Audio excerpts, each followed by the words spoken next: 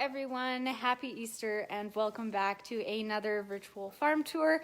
I have one of our cats joining me today, and we're going to start off first, get you up there a little bit better. We're going to start off first with sort of an Easter egg hunt. Every day here at the farm, it's always kind of an Easter egg hunt because we have our ducks laying. They just started back up. Our geese have been laying regularly now for about a month or so, and then our hens lay throughout the year. So there's always kind of a fun egg hunt during chores, and I've checked this morning and made sure that there are lots of all varieties, so we're good and set to go. And I'm going to start off in our duck and goose barn. So I've made sure that all the geese are out of here so it's a little bit easier for everyone to hear since they are quite loud. And we also have a couple cats. This is a little Pump. I'm not the one who names the cat, so I can't give you an explanation as to why it's named that, but you can ask my brothers if you have questions. And then we have, we'll switch this around. We have Orange Thunder over there, and I'm not quite sure what that one's doing. It also doesn't really have a name. So we're also joined by a couple of the cats. So we're going to get started. I was lucky enough to find an actual Easter basket. So we're going to make things real official here, going on our Easter egg hunt, or just egg hunt. So this is one of our female geese. They are a Toulouse breed, so they're a French breed. And right now they are laying some eggs for us.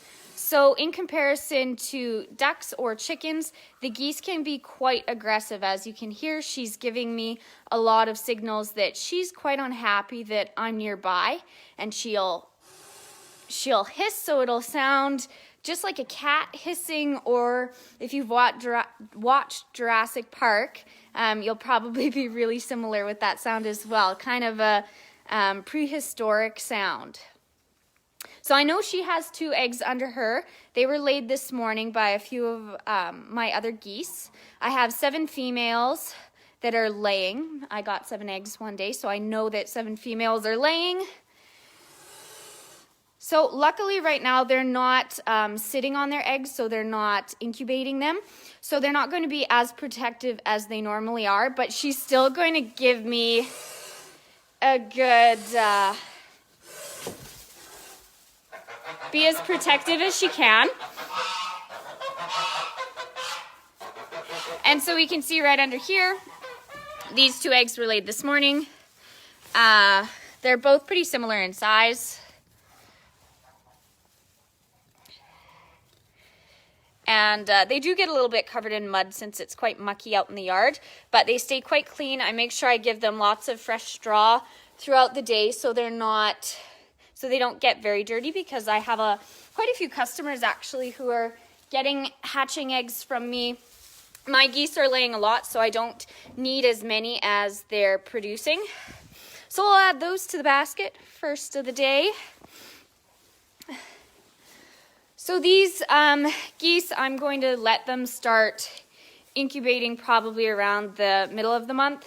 I like the geese to kind of get into the flow of it, get used to laying eggs. I have quite a few new females who have just started laying, so they're still figuring everything out. So once they've done that, they've started to lay eggs really regularly, and I think that they've kind of gotten to the point where they've decided that they've laid enough. I'll let them sit and incubate those eggs, and they'll take around 32 to 35 days to hatch out from start to stop. So around this corner, I got really lucky with the geese actually this morning.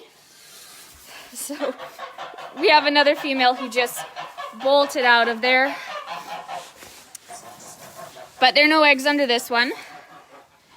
So geese especially, or any other egg-producing birds, really like a spot that's very protected. So as you can see, this says 3 sides to it. Same thing, very similar to the one that was earlier. It doesn't really have as much protection as the first nest, but they really like something where you can only get to them at one side, so they're protected all the way around. once they start sitting on these eggs, you don't want to come very close to them at all. They can injure you quite a bit. They're very strong. They're very powerful. So once they start sitting on their eggs, we just give them some space and let them be. Right across from that nest is this nest over here, and this is where the ducks are laying their eggs. And they started laying just a couple days ago. They started at the beginning of last month, and then they quit laying for probably 2 weeks. Ducks and geese are very aware of the temperature changes, and the ducks seem to be more aware of that than the geese were. So they quit laying when the weather got quite a bit colder. So these are one of the duck eggs. They're very smooth. They've got kind of an oily coating to the outside, since ducks usually would lay their eggs closer to water, so they need to be a lot more resilient to any kind of moisture. So the cats also like coming in here, but one of the cats also got quite a scare from the geese, so they learned to stay away.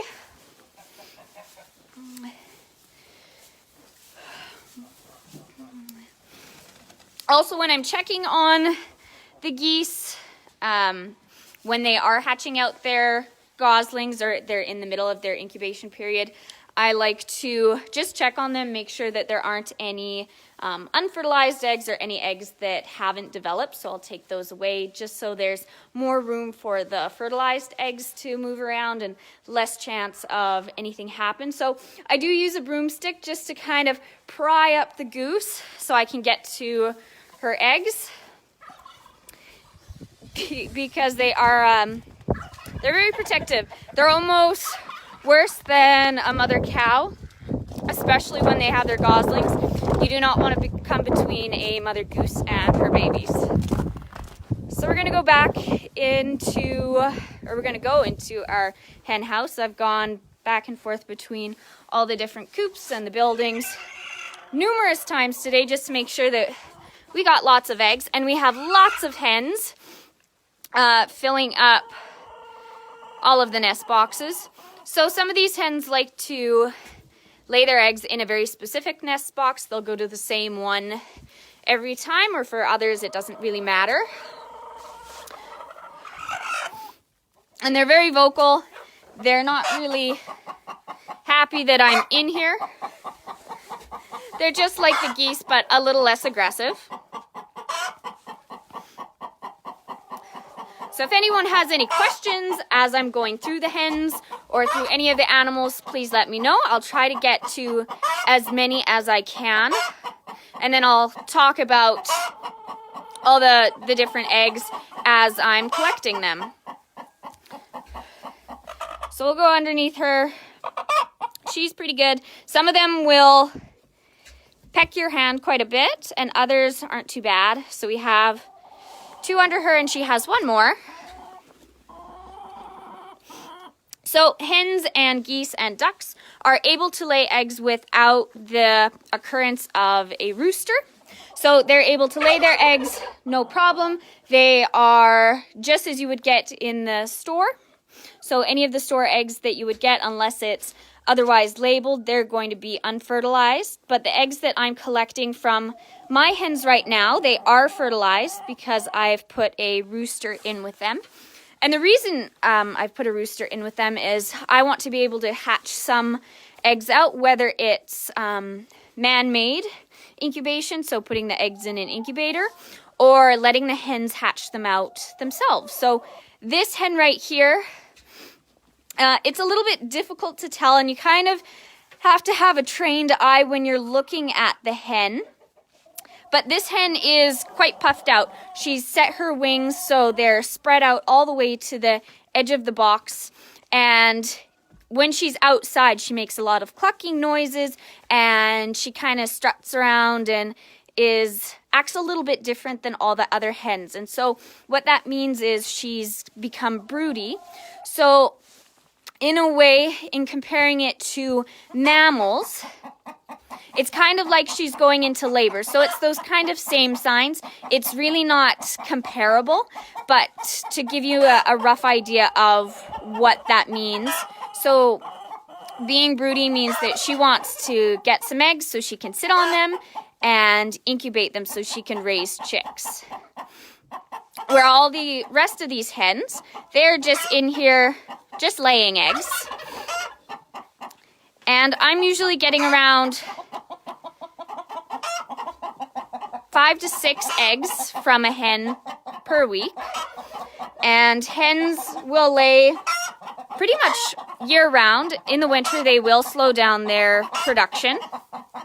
And the reason they slow down their production is because of the lack of daylight. Hens need 12 hours of daylight or sunlight for them to be able to produce eggs regularly.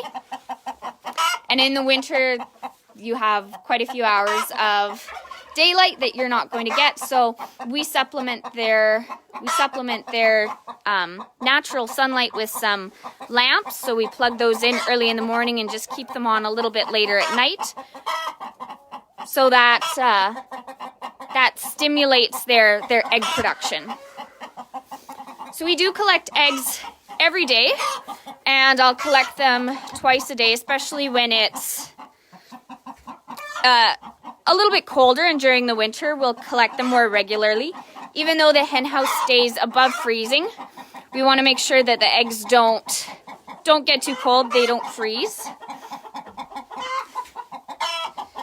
So that hen didn't have any, there was nothing in that box, and then that hen had nothing. So this is my collection of eggs for the day. So as you can see, it doesn't really need to be dyed or colored or anything. They're naturally this variety of shades and colors. So we have some dark brown eggs that are produced by Mehran's. So I'll go outside so it's a little bit quieter. Pop out here in the sunshine. Then we can hear a bit better. So these two dark eggs, these are laid by my Mehran roosters, or my Mehran hens.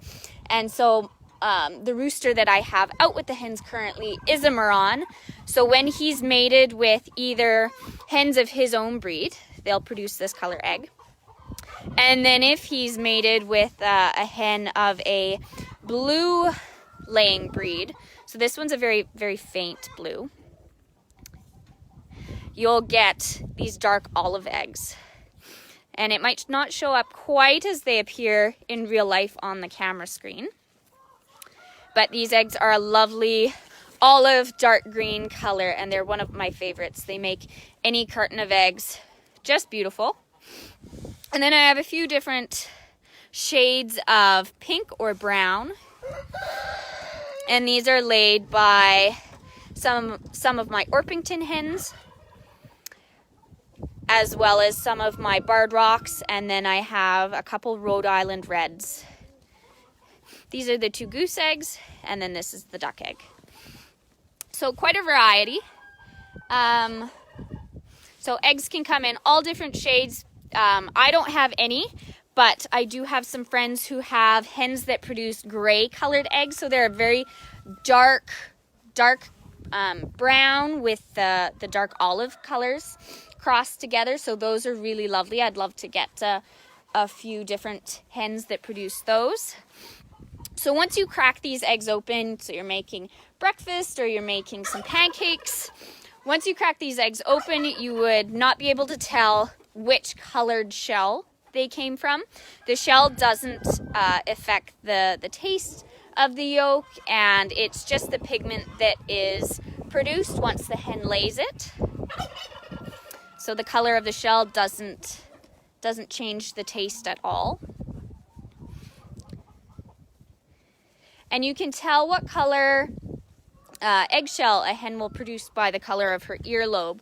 So if you get really close to a hen, you can see that she has a little earlobe right below her eye, and that'll indicate the color of egg she'll produce.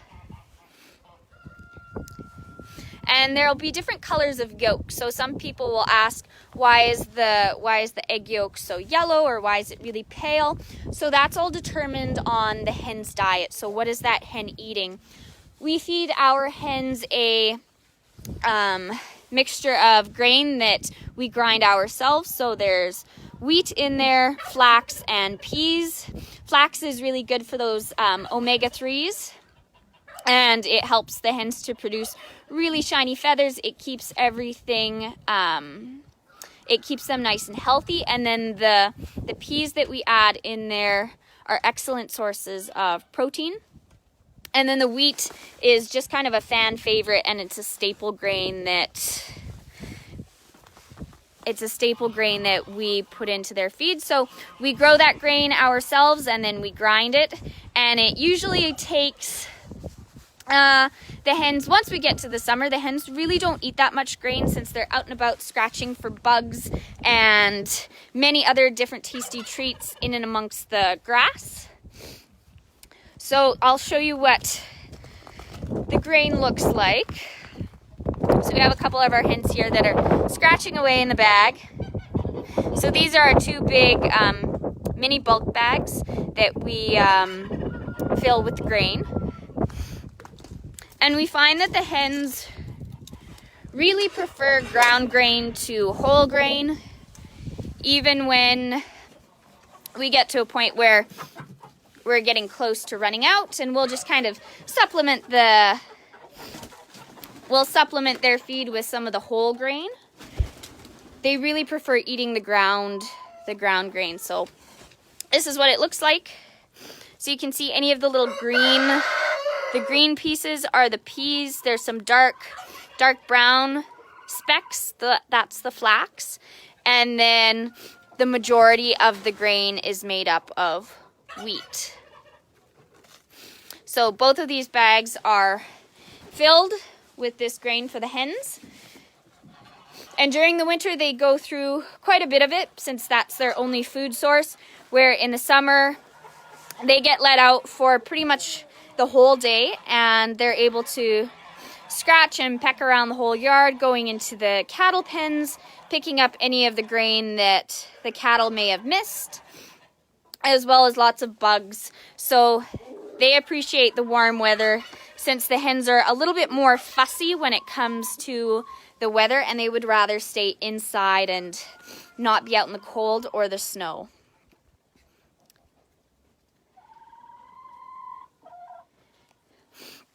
And one of the other things that is great about having farm fresh eggs is we don't keep our eggs in the fridge. Eggs don't have to be kept in the fridge.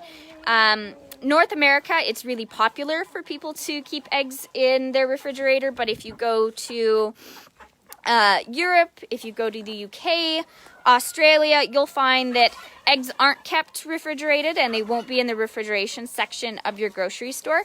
They'll be just sitting out in the middle of the supermarket, and that's totally normal.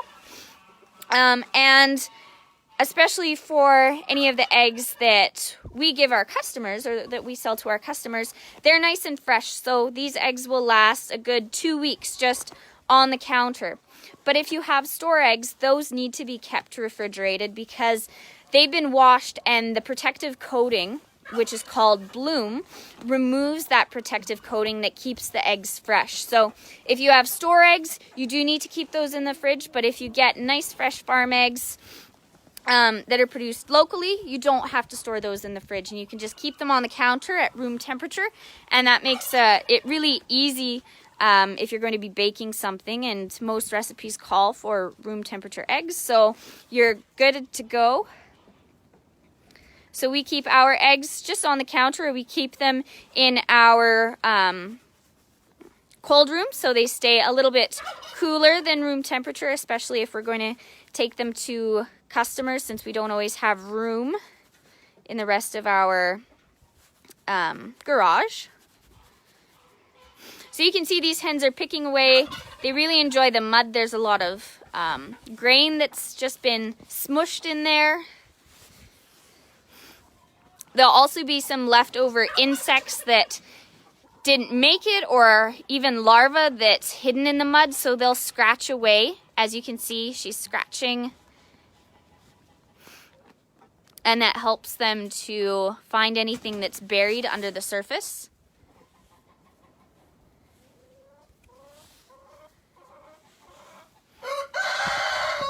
and they'll pick through that. She'll scratch again. This is our copper Mehran rooster, so the hens of his breed will lay those dark brown eggs.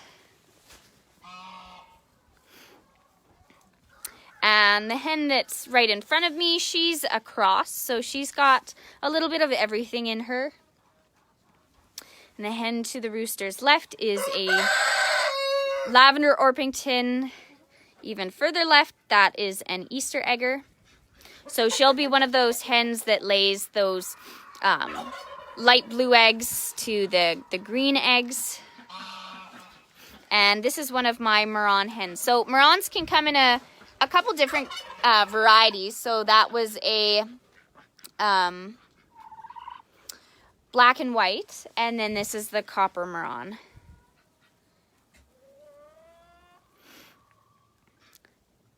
Once the weather starts warming up a little bit, I'm going to start collecting these, some of the eggs from the hens, and I'm going to either give 10 or 12 to some of my broody hens, and then I'll put the rest in the incubator so I can keep hatching them out.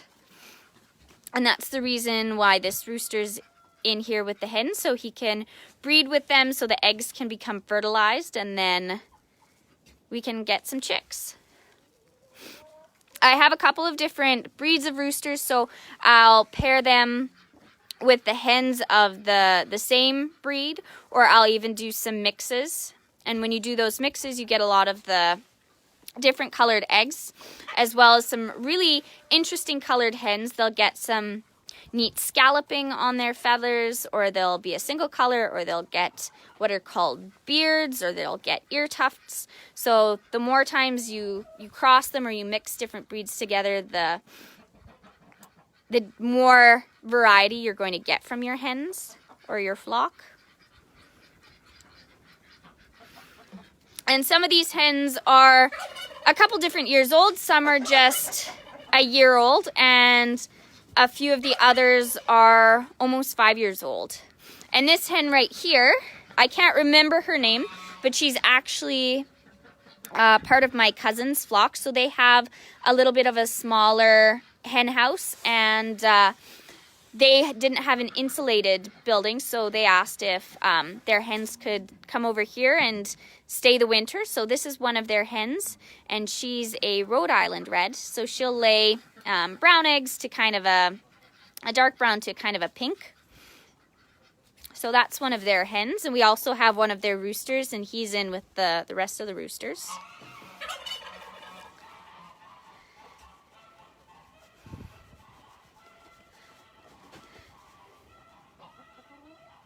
The hens are enjoying the sunshine over here, so they're just kind of sitting in the sun, soaking up the rays.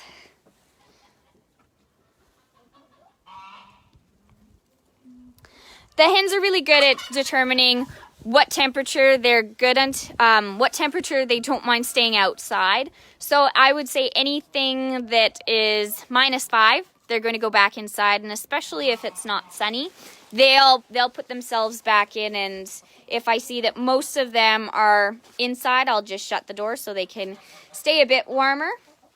But for the ducks and geese, they are very hardy, and they don't mind the cold weather at all. So they're happy to stay out when it's -15. As long as it's sunny and there's no wind, they're fine to be out in the elements, as long as it's not too harsh. They have a lot of down underneath their outside feathers, outside their primary feathers. So that's able to keep them very warm even when it's snowing, or they're mucking around in all the muddy water and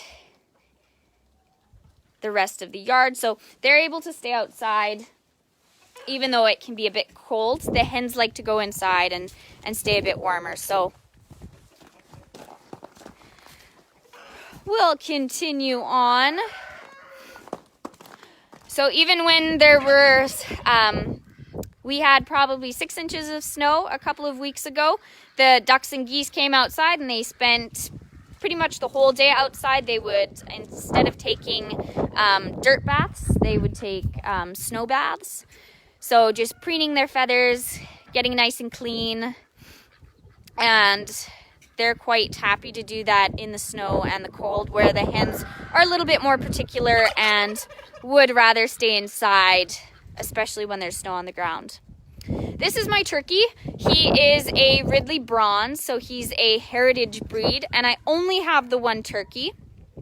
So if anybody knows of anyone who has a female, please send their name my way, as I'd love to get a female so I can get some chicks from this guy, since he's really beautiful. He's a great representation of his breed.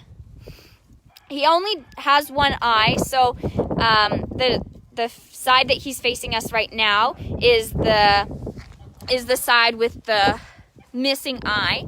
I did have 2 tom turkeys, so the males are called toms and the females are called hens. So I had 2 toms, and the males can get very aggressive and they will fight, and so as part of one of their battles, this one lost an eye, but he manages fine without it. You can definitely tell that he'll favor one side, and it's a little bit easier to sneak up on him since he can't see you on the one side, but as long as he can sort of hear you and know where you are or the general direction, he's quite fine. And what he's doing right now is showing off. So he's presenting as he would to any of the females. So he has his feathers down, he has his tail fanned out, all the skin on his head, as well as that really long red part, which is called the snood. That's all the way down. So he's presenting as he would if there were females around, and he likes to do that around the hens, the chickens, because they're pretty much as close as he can get to any females of his breed right now. And this turkey is used for breeding, so he's not anything that's going to end up on any Easter or Christmas table. He's used specifically for making more baby turkeys, so hatching some more out. As long as I'm able to find a female, he'll stick around and hopefully be able to pass on some of his great genetics to some chicks.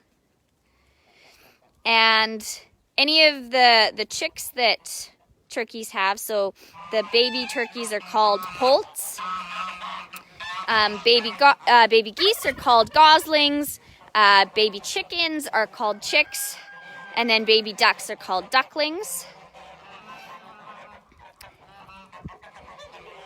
And right now this guy, I believe, is 3 years old. So as long as they are meant for their breeding purposes, they can live quite a long time. I had a couple tom turkeys that were 5 years old. I got this guy.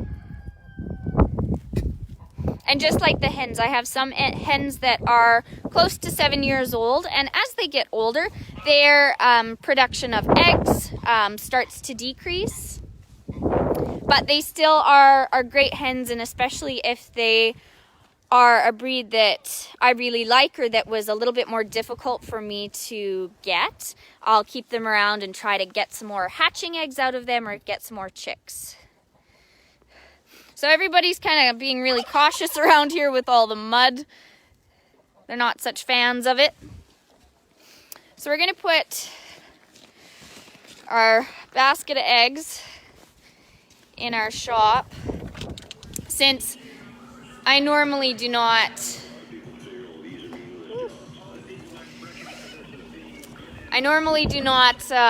gather eggs in a fancy Easter basket. I just use regular pails, but I thought it would be fitting for today. We had one calf born this morning around 9 o'clock, so we're going to go take a look at him. we did have to assist that calf.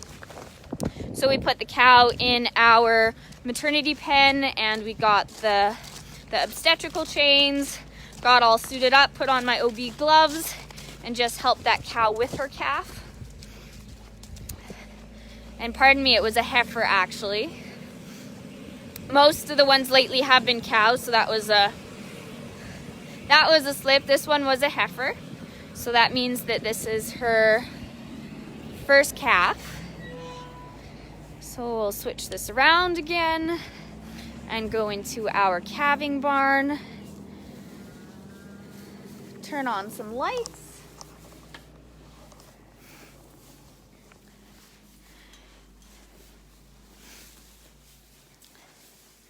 And here we go. So this is the little bull calf that was born this morning.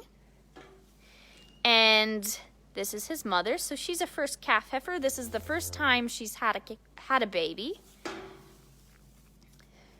And they're a Speckle Park influence animal. So you can see she has some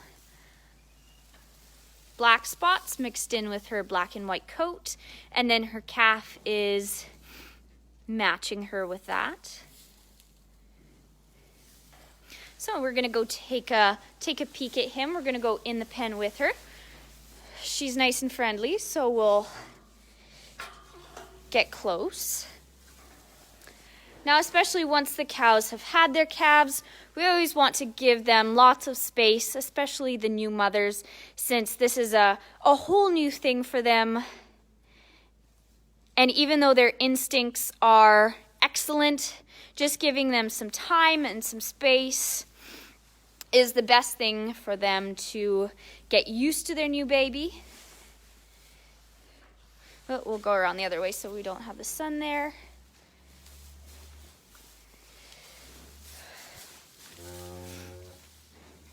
See, she makes those low mooing sounds to her calf, so every cow has a unique voice, and so the calf is able to identify the cow by that sound. And then the cow identifies the calf not only by its call that it'll make, but also by its smell. So it's still pretty wobbly on his legs. But even though his birth was a little bit tough, she struggled with it just a tad. He's a big calf, and especially for the heifers that haven't had a calf before, they'll occasionally need some assistance. So he's a good size.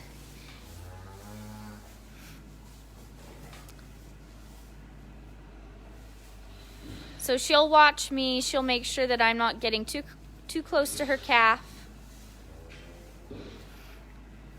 And it took about 20 minutes, or actually 15 minutes, after he was born, and then he started to stand up and start nursing. So that's an excellent sign. You want your calves to stand up fairly soon after they've been born.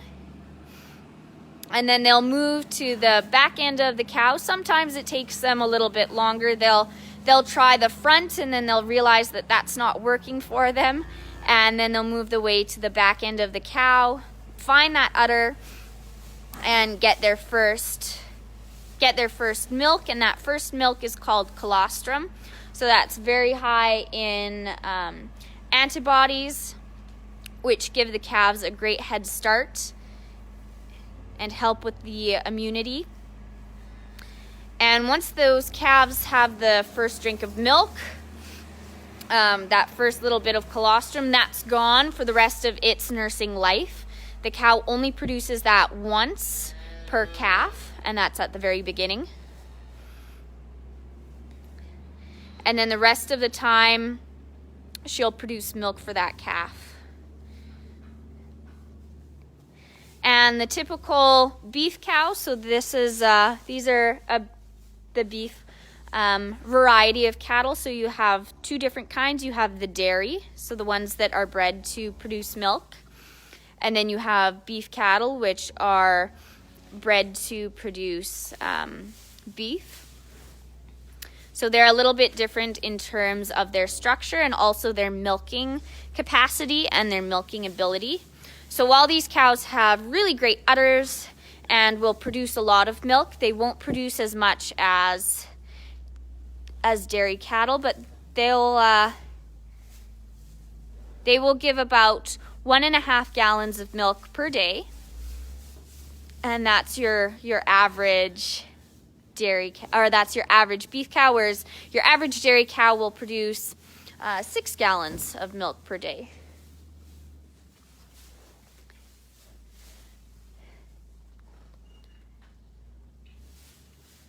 So this calf is doing very well. They'll stay in this pen for the rest of the day just so they can bond together. And then once he's been tagged, he's been castrated, and then received his vaccines, he'll go out into one of the bigger pens and stay there for a couple of days, and then get moved in with the rest of the cows and calves.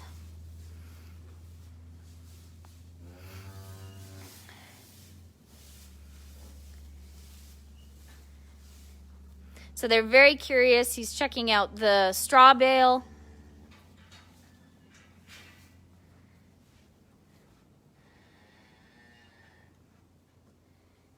And she's watching me very closely. So we have a herd of 200 cows, so we'll end up with 200 calves this year. And our cattle are made up of mostly crossbred, so those are called commercial cattle, whereas one breed would be called purebred. So my brothers do have a few purebred cattle, and they have some Simmental and some Black Angus. And then the rest are some Speckled Park, like we have in front of us. There are some Mehran Jew, some Shorthorn, some Herefords, so a little bit of everything. And each breed gives different qualities or different traits, and so when you breed them together or mix them together, you get a bunch of really excellent qualities from all those different breeds. And that's also called hybrid vigor, so you're getting the best qualities of them all. So still pretty shaky. You can see that thing that's dangling right between his belly, so that's his umbilical cord. So as he's developing in the cow, that's where he's receiving all his nutrients from, so as he's growing. And then that umbilical cord gets severed during the birthing process. And it's a very fast growing and a very fast developing part of the calf once it's been born. So it'll shrivel up, and you won't even notice that within a day or two of the calf being born. So we have another calf that's just right over here nursing, and he's standing very well. So you can see right there the navel, and you can't see the umbilical cord anymore. So, and this calf is only a day and a half old. So that's how quickly that umbilical cord just disappears and heals over. And so it's nursing.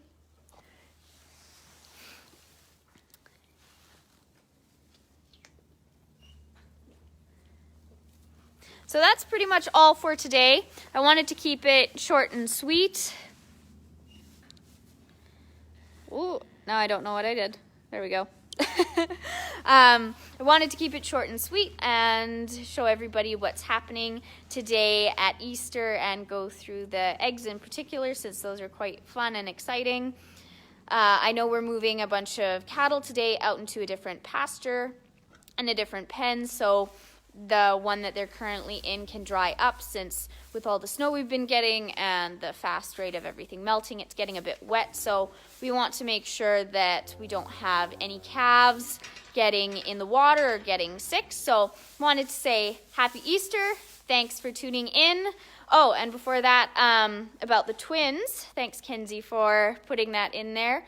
We haven't named them yet, so if anyone missed it, we had our first set of twins born last week, and we're doing a Name the Twins contest. So if you go onto our Facebook page or our Instagram, you can go see a picture of them, and you can go ahead and comment with what you think we should name them. Anything starting with the letter H. They are both bull calves. And we're going to pick our top 10 favorites. And then from there, we're going to do a fun way of doing a random draw and picking one. And then the winner is going to win 2 packages of ground beef, 2 packages of beef sausages, and then one of our farm hats. So all the beef is what we've raised here on our farm. So we wanted to do a little bit of a contest just to celebrate barbecue season, to celebrate spring, to celebrate our twins being born, as well as just adding some different content to your news feed, as probably a lot of it is what's happening in the world today. So we wanted to just add a little bit of excitement. So visit our Facebook page and comment with your suggested names, and we'll do a drawing for the winner on Friday. And we actually have one calf here, one of the twins. So unfortunately, we had this cow lost her calf. So the twins are separated right now. So this cow now has one of the twins as her adopted calf.